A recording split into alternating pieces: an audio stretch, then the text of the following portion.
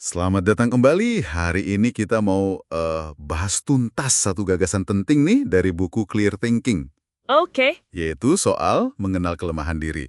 Sumber kita ini menarik banget karena mengaitkan kelemahan yang seringkali biologis ya, kayak lapar atau capek, atau ya kecenderungan bawaan gitu, Hmm, dengan kecenderungan kita untuk reaktif, jadi impulsif, bukannya mikir dulu. iya, reaksi duluan. Nah, misi kita kali ini, gimana caranya kita paham kenapa sadar akan kelemahan ini krusial, terus gimana kita bisa kelola biar nggak kejebak sama tindakan otomatis kita. Oke, siap.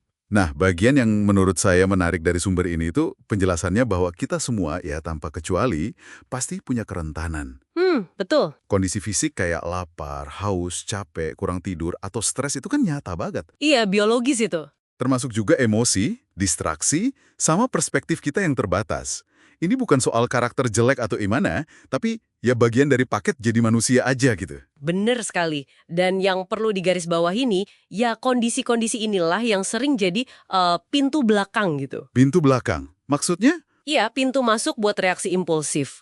Sumber ini nyebutin beberapa contoh kelemahan umum, kayak misalnya bertindak karena dorongan emosi sesaat. Oh, oke.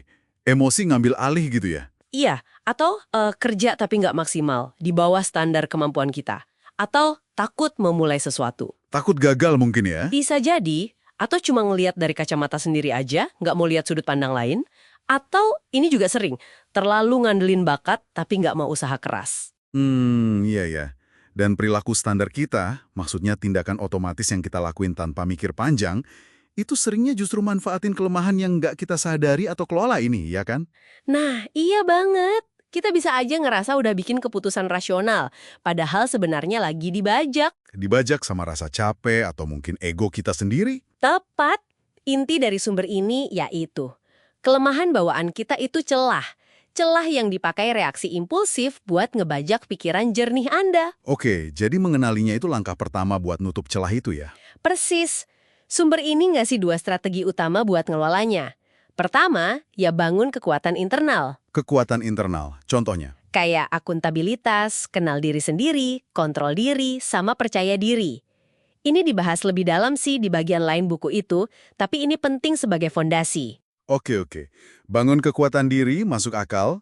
Terus cara kedua apa? Soalnya, terus terang nih, ngelawan rasa lapar atau capek cuma modal kekuatan diri kayaknya susah juga ya. Nah, itu dia. Makanya ada cara kedua, yaitu menerapkan safeguards, semacam perlindungan gitu. Perlindungan. Maksudnya gimana tuh? Ini relevan banget buat kelemahan yang susah dilawan langsung pakai kekuatan internal tadi atau yang sifatnya biologis. Contoh nih, Anda tahu sering reaktif kalau kurang tidur?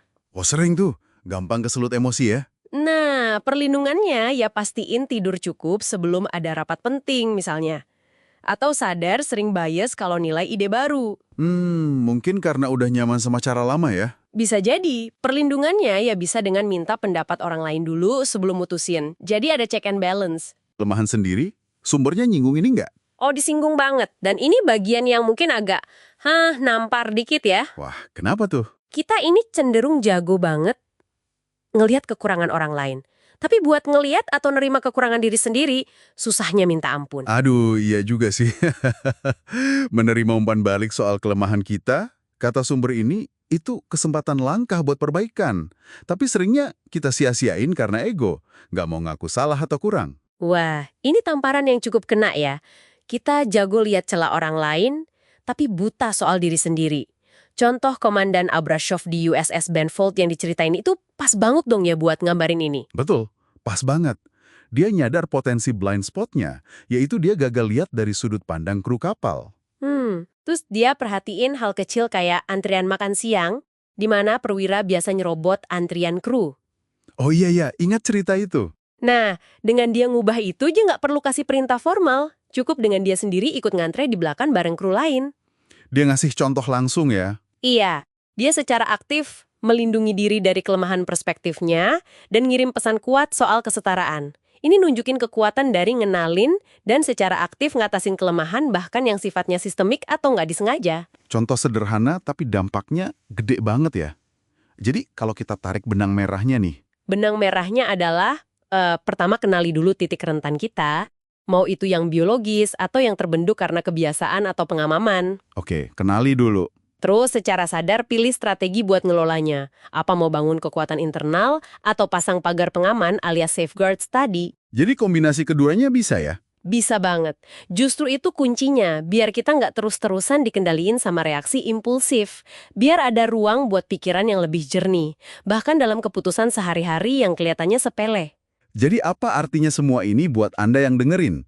Intinya ya kesadaran proaktif itu tadi. Betul. Sadar sama potensi kelemahan Anda, entah itu gampang marah pas lapar atau susah nerima kritik pas lagi capek, itu memungkinkan Anda ngerancang perlindungan yang efektif buat diri sendiri. Ini bukan soal jadi sempurna ya, tapi soal pengelolaan diri yang lebih baik aja. Iya, lebih ke manajemen diri sih.